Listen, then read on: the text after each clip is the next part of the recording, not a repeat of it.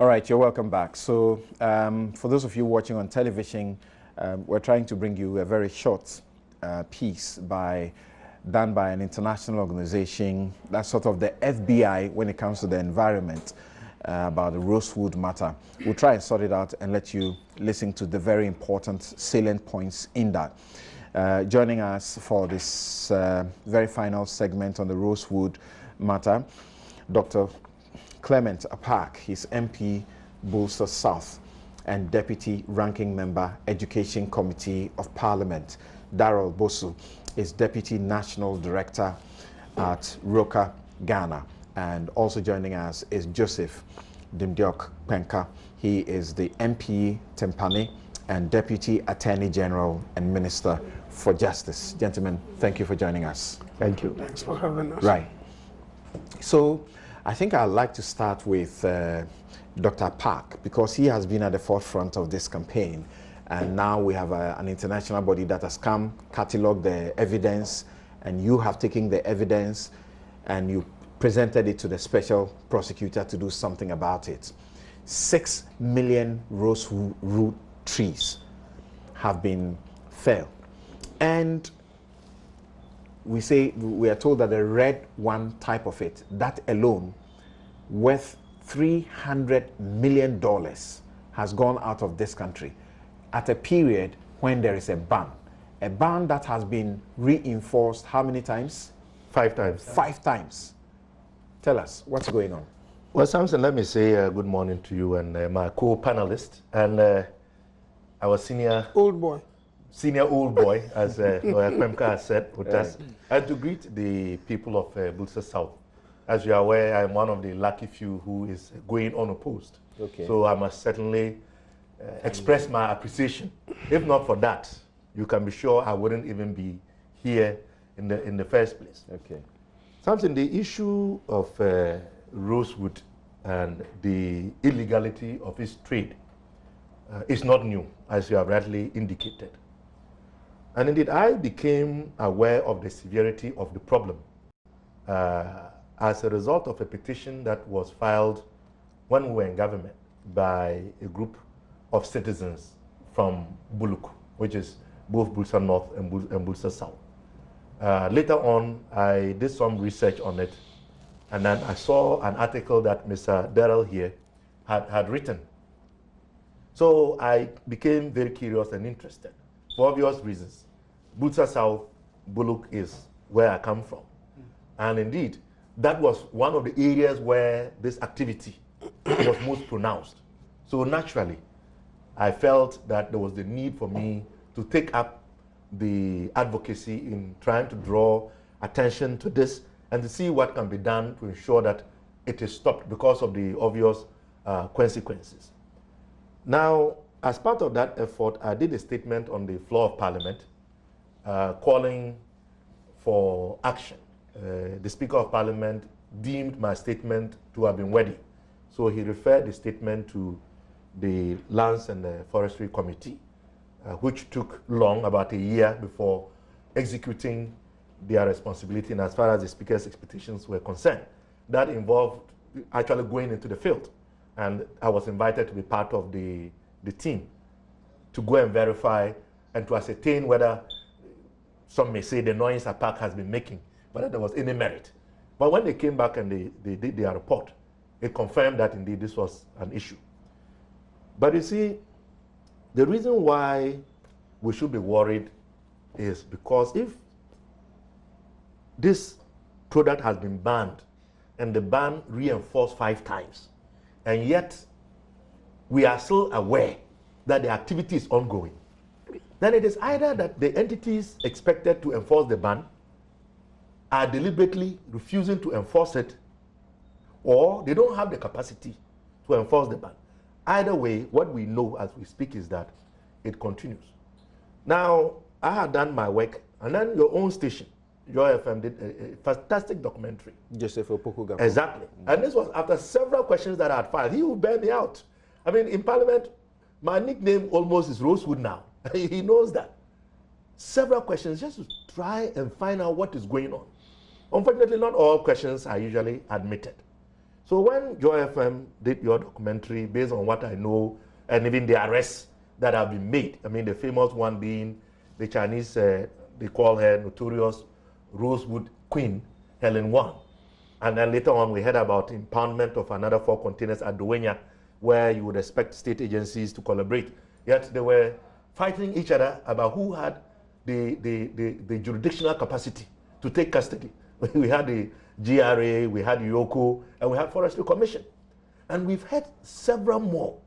So when this report by the Environmental Investigative Investigation Agency came, I felt that finally, if it is Dr. Park that you don't want to listen to, if it is Mr. Bonsu that you don't want to listen to, well, these are not Ghanaians. They have no political affiliation, and yet they have come to do work, and they have produced a report which essentially reinforces what some of us have long suspected, that there is a serious level of official complicity which is allowing for this to continue. Because Samson, think about it. The ban has been reinforced, yet in the time that it has been reinforced, permits are still being issued. When in fact, if you look at the timber management and legality, timber management Resources Management Act.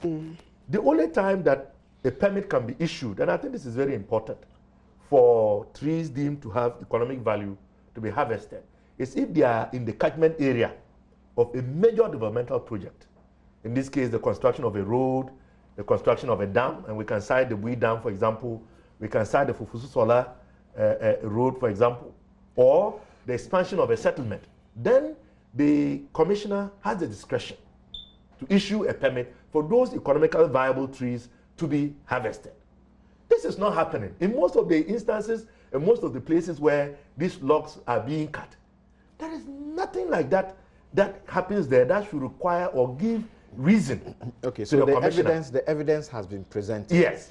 You have seen the evidence of people signing where they are not supposed to sign, certifying, and the collusion in the whole enterprise. Yes. So you filed the petition to the special prosecutor. That's correct. Tell us specifically what you want the special prosecutor to do.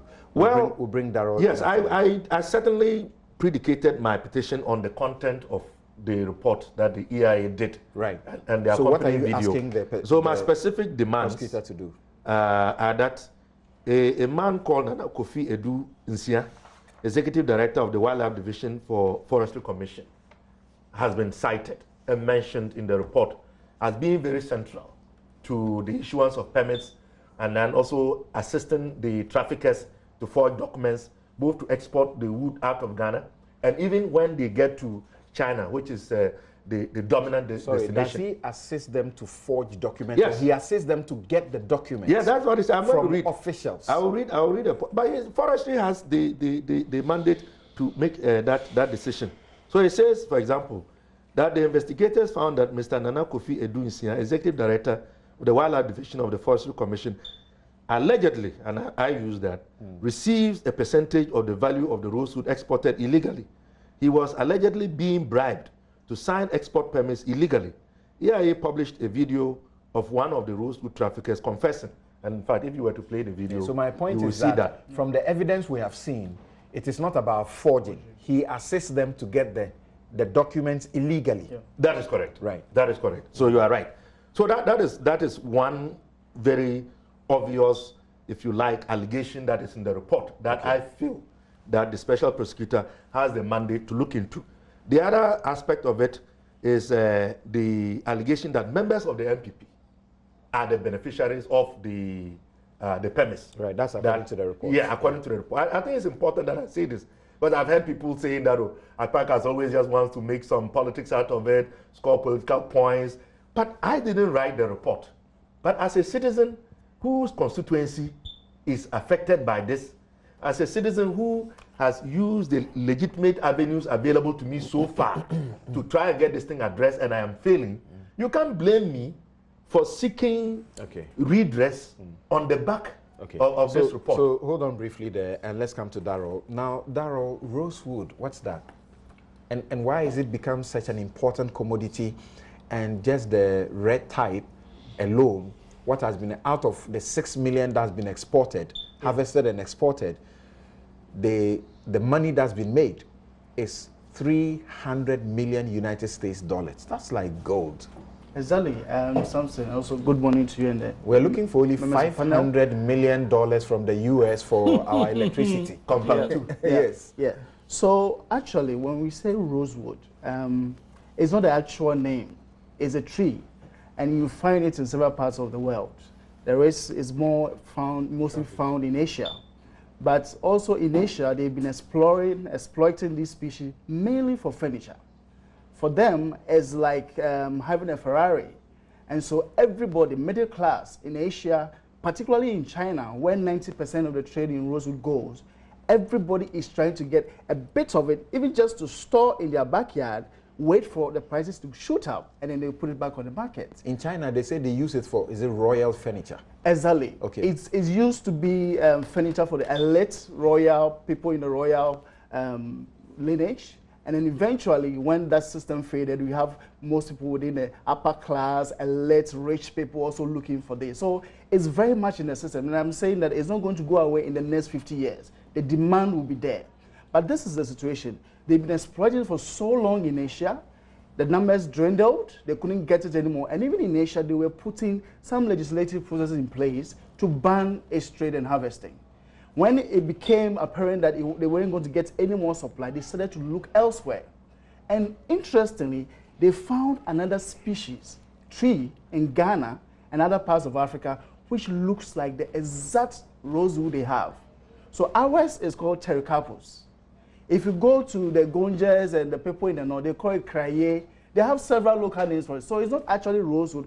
To the Chinese, where the market is really huge, they call it similar to rosewood. So it's actually third grade on their market. Okay. And when they found that, like Honorable Member of Parliament said, it all came about during the construction of the Bui Dam, somewhere around the 2008. And as it should be done by law, there was some stock surveys done to know, okay, it's a development area, and as per regulation 28 of the Timber LI 2254, you are required to do a stock survey before you go and salvage any commercial tree species in an area. So right from 2008, that was the procedure. Then we realized that, okay, we have presented a stock survey, legal permits have been given for salvage of trees in a development area. We saw that there were leakages in the system. Other permits were being issued to other areas where there was no development activity. Then there was also, and I need to say, right from 2008 up until 2014, the stampage fee, that is when you cut a tree, there was a price, was about 2 cedis 50 pesos. That was from 2008 to 2014. But it's also important that right from 2014, when they realized that there was a big market, the Forestry Commission increased the stampage fee to over 50 Ghana cedis. So it takes more like 6 years before they realize that, okay, let's do something about it because there is some benefits. But from 2 cedis, it shows that the market was growing. But that's just the stampage fee. And you could also talk about the fact that right from the Bui Dam, there was also this Fufuso solar construction road. You needed to remove trees along the side, and also how the road was expanded. Another several permits were issued. And I have to say, since 2014, when this second permits were issued, rosewood has continued to be exploited in almost every part of the dry forest areas of this country. No area has been spared, to the extent that places like Mole National Park and even places in Kalakpa around the Volta region are all now being under siege from merchants who are acting with impunity. The question is, these areas are even no-go areas. And all of this is happening, as has been said, within the regime of a national ban. So I've been reading the international reports. Yes. It's really bad. Yeah, but very bad. They paint the picture on the environmental concern. Exactly. So tell us, what exactly are the fears? Okay. So as we all know, rosewood is mostly found in the dry regions of this country. And with the dry regions, you know, we have very sparse distribution of tree species and all of that. And these tree species are very, very important, particularly in these times that we are talking about, climate change, adaptation. We're also looking at vulnerability issues, and even sustainable development goals is really looking at these issues to the extent that we are looking at ways of which we are greening dry areas in this country. But it turns out that the rosewood is one of a few species which is helping communities to build resilience. It is a source of forage for a lot of the insects that is used for pollinating food crop, and the north is really a food basket for this country. Again, the rosewood is also leguminous, so it actually enriches the soil. And you can talk about a dry area without a good soil fertility. What can you do there? And usually find these areas also pockets of areas where you have rivers and streams. So it is really critical in protecting streams and all of that. Okay. Then again, you can talk about the other service of helping to check windbreak, serve as windbreaks and all of that. So ecologically, it is very, very important, and all the wildlife species we see thriving in the northern parts of this country, they thrive on the fruit, the flowers, and all of that coming from this tree. So significantly, it's something you cannot ignore in a dry region. Okay. And it's also interesting that for a long time, the policy has been that because the north is dry, there has been a policy not to even issue timber utilization contracts for anybody to harvest trees in those areas. We had a special situation with Bui. There was a special situation also with the solar fufuso. Right. So why go beyond that? That's understood. And even under the SADA, we try to go to the north and plant trees. Exactly. Okay. Very interesting. Now you hold it for me, and I'll come to the MP. And these two MPs somehow come from an area that is being ravaged by this particular practice. Yeah. But let's watch this briefly.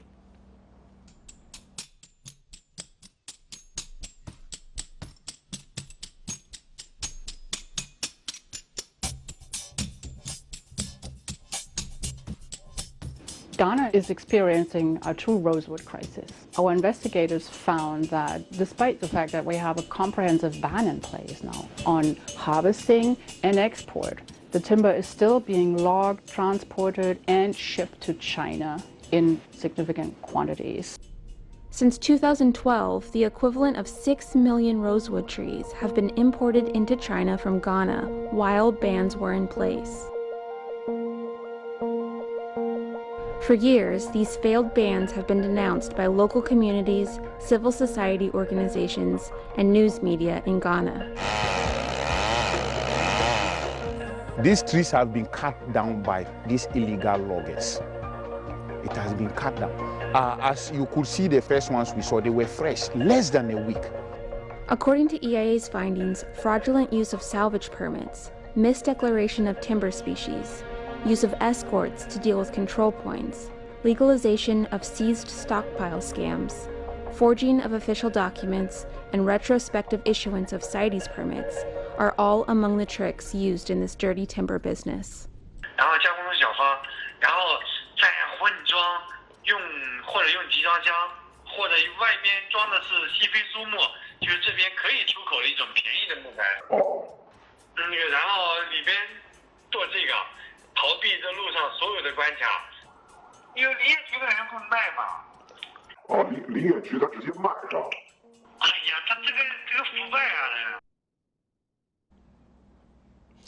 Right, so that is the international group that did the investigations and came up with their conclusions, which has attracted international attention. And when I come back, I'll find out from Darrell, because it looks like we may even face some international, sanctions, because we are, as it were, breaching international rules, including what they call the CITES. CITES is CITES convention. The convention. Yeah. Convention on Endangered Species. Right. So yes, as MPs in this area, when you hear of these stories, and Darrell had just told us what it means to the people, it takes between 50 and 100 years for one to mature.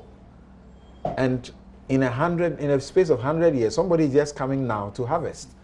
And doing this at a time when there's a ban, and exposing the people to a lot more dangers.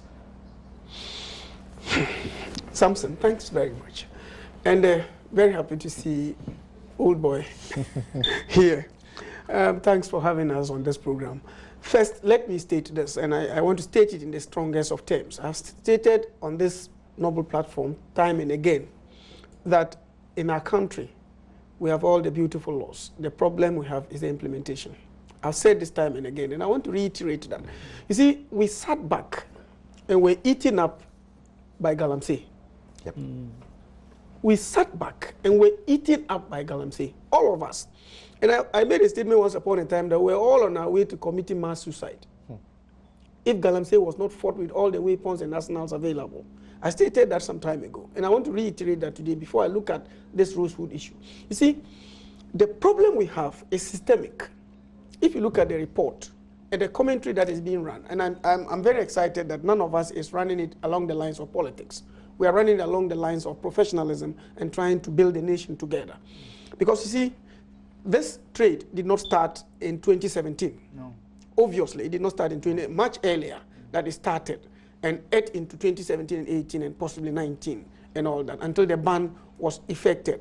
So what I'm trying to let us look at as a nation is that first we should look at the players and actors in this particular field and situate them within the context of a legal regime and find out whether or not we have enough and adequate legal regime to capture and cover this. You see, if you look at the way it's being exploited, my brother, some of the excuses we get are just not tenable. For example, somebody says that they salvage some of those ones that are already down there and they just go to pick them and go and process. They don't fell the trees. That's untrue. Obviously untrue. Yeah. You know. So if, for example, a regulatory agency issues permit for you to go and salvage, you must go to supervise to ensure that what you issue the permit for is exactly what is being done. Anything beyond that means it's a breach of what you actually gave to the person. And that's what we are discussing now. Because it appears that some of the licenses that were issued, people have gone to abuse it. Okay? For example, if you go back to this mining issue as I spoke about, you are licensed to do small-scale mining, and then while you are doing it, others who are doing illegal activities take advantage and perpetuate some kind of havoc on the environment. So we come from the areas worst affected. You know that our vegetative cover at the northern part of this country is the lowest. Yeah. No disputation about that. And all things must be done to protect us. And you see, I would like to say that His Excellency the President of the Republic of Ghana, in terms of fighting to protect the environment, has made it very clear to all of us, looking at Galamsey and the Rosewood harvest as well. But I always say that it will take attitudes to change, because His Excellency the President, who is the Chief Executive of the country, will not personally be available at Bogatanga, at Hamili, at Tumu, at Doninga, my in-law's village, you know, and at the other parts of the country where this rosewood is being harvested. Yeah. So those of us who are mandated to take out some responsibility to ensure that these people who are carrying these illegal activities are stopped on their tracks must work. If we fail to do it, we have no business occupying those offices a second. So you're right about the president and not being everywhere at the same time and knowing everything else going on. He was in the region, and when he heard about he was told about the smuggling of fertilizer, yes, which we have subsidized with our taxes by 50%, yes, so that the planting for food and jobs will progress. Yes. There were people who were now doing what? Smuggling it. Sure. He called those people greedy criminals. Yes, I was there. Yes, said so. Greedy criminals, yes, who sort of are sabotaging all of us. That's true. But in this case, the report is emphatic. This report is titled Bamboozled: How Corruption and Collusion Fuel Illegal Rosewood Trade in Ghana. And from the very start in the executive summary, they mention members of the government being the beneficiaries. Yes. So let me address that. So he can direct some attention to the members of the government who are the beneficiaries. You see, in everything you do, you must back it with evidence. And you, as a lawyer, you know that. If you don't have evidence and you make general statements, the effect of it will not be felt. And people may not be able to act in appropriate ways to avert the wreaking of havoc on the environment. So it is advised that when such statements are made, we provide some level of evidence to enable the state agencies and entities that are supposed to prosecute or carry out criminal sanctions against such people to be able to act. Otherwise, if we make open statements, we may not get anywhere. But something, the most serious thing that I'm going to talk about is that, as the Honorable Dr. Apak spoke about, I was in his constituency over the week with His Excellency the President, and we toured a number of areas quite extensively in his constituency through 4 major towns that make up his constituency. And we saw the vegetative cover and all that, and I've spoken about. And of course, one of the things that we've really realized in the last few months has been that this is normally the month in which we have heavy rains in our part of the country. But for the past 2-3 weeks, it's been very low. There's no sign. And there's no sign at all. Until yesterday, we heard of the rains coming in. Now, I have no scientific basis to come to any conclusion, but some of the farmers themselves have conjectured that perhaps the wanton felling of these trees and the destruction of the environment could be a factor. Maybe we could do some scientific research to find out whether this could be confirmed or not. Okay. But again, if you look at our part of the world, that is the Upper East region in particular, as I stated earlier, which are the poorest regions. If you look at Upper West, you talk about Upper East as well. Now, even if these things going on could be regularized if we want to, so that some benefits could come to the people, it's better. Other than allowing it in a manner that will benefit, excuse me, a few greedy persons who will exploit these things to their personal advantage. And look at the amount you indicated. Yeah, 300 million. We go US every day dollars. negotiating to sign loans, sometimes even less than this. Far less. People exploit it to that advantage. But as I stated, it is for us to assist in the vision of government. And something, we can continue to cry. But if myself and you fail to act in the appropriate manner, posterity will deal with us. Because you see, looking at our geography as we indicated, and what my brother has stated, as well as what Dr. Apak said, if you put this together, what we can only come to as a conclusion is that let us make sure that we tighten our legal regime. And something strange happened when we were about to rise from Parliament. I may have to bring that to your attention. You know, in our previous legislation, what we've always done is that when we state the consequence of conviction, we normally say imprisonment or fine or both.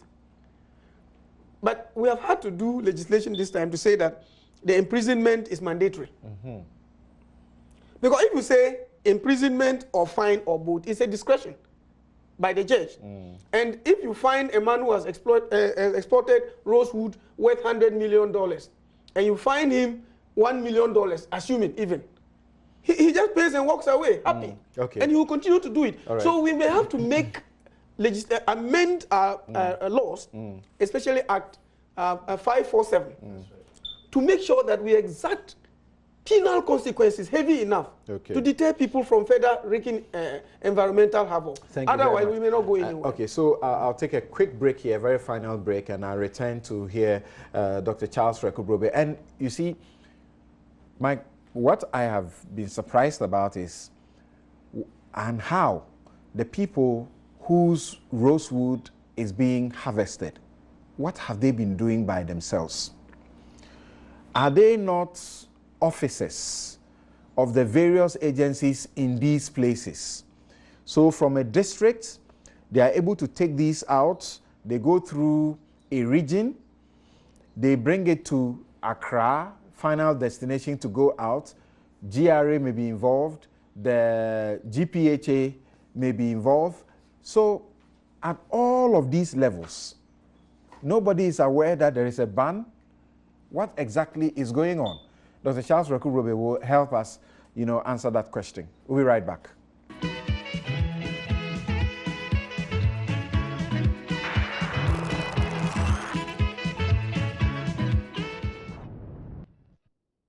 All right, you're welcome back. So, Dr. Charles Rekubrobe, it doesn't appear that the Chinese, we have a way around them. They want to destroy everything for us. I don't think the fault is with the Chinese. If you go back to what the Chinese ambassador said some time ago, he says, South Africa also has gold, but there's no galamsey going on in South Africa. So you've got to look at ourselves and look at the fact that people who are placed in positions of responsibility to defend the people's interests will rather defend their own specific interests. Talking about Rosewood, the lady who was caught and ran away and was brought back. I remember hearing an interview of the policeman who was prosecuting the case. And he said, look, we have done all the right thing, but we didn't get a chance because she was let off at the court, and we still cannot explain why he was let off. If we don't enforce laws and people can easily exploit, go back to your beginning, banking supervision, back to Rosewood.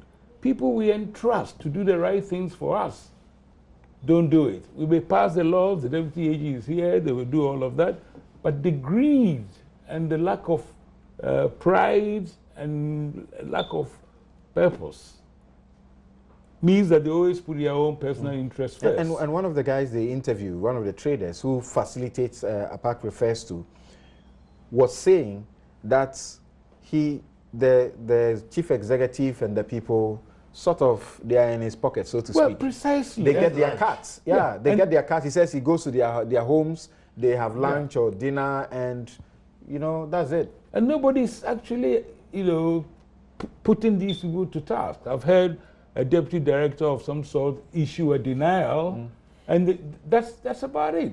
So we are great lawmakers, but useless law enforcers. And people will always put their personal greed ahead of the public good. And that's what we have to encounter and cancel within our body politic. It's not just the politicians, although they could do better, but everybody who is being put in charge in the public service seems to want to use the opportunity to enrich themselves instead of protecting the public good. And just a second, and Darrell, one of the reasons this came up is because we, as a country, were under-declaring, but the international world caught us, because what we declare in Ghana's ports, when it shows up in China, is like how many times more than what we declared? How does that happen? Yes, so actually that is some of the, I would say, illegalities that has been observed within the trade. Despite all the bans, there was also an international agreement that let's uplift the current international protection status through the Convention of International Trade in Endangered Species. Let's uplift it from Appendix 3 to Appendix 2. And when a species is put in Appendix 2, you need as a nation to do a stock survey. And then with all your technical team, you determine how many you can harvest every year to ensure that the species is sustainable. When that is done, and even before you get to, when that is established, you can now then issue permit. But before that even leaves the country, it must be backed by a CITES permit. And this was where the situation was. We were doing all of that, so that happened in 2016. But research shows that notwithstanding the international uplifting to Appendix 2, the trade and even the harvesting, the volumes increased substantially. And nobody knows why. I mean, that's why the EIA report is very interesting to show that sometimes even the wood gets to China before a permit is issued. And this is where the issue of complexity really needs to be addressed. This has been 10 years of exploitation. And all the time that there were bans, the only thing that opens it up is a special permit given to a few people coming from either the ministry or even from the Forestry Commission. Okay. So that's why I agree. Shouldn't we, we know who in this country is responsible for issuing CITES permits. Exactly. So why aren't we taking them to task? Well, that is part of that is really the issue. Yeah, that's an issue we also need to know. That is why I have done what I did. And you want the special prosecutor to investigate the person that was Forestry Commission head? Yes, the other officials of the Forestry Commission, Rosewood traffickers, and port officials, because they are also complicit. Okay. Because how does it get? So let's hear briefly. Let's hear briefly from the Forestry Commission, Deputy Chief Executive of the Forestry Commission, John Alote. Thank you for joining us, sir.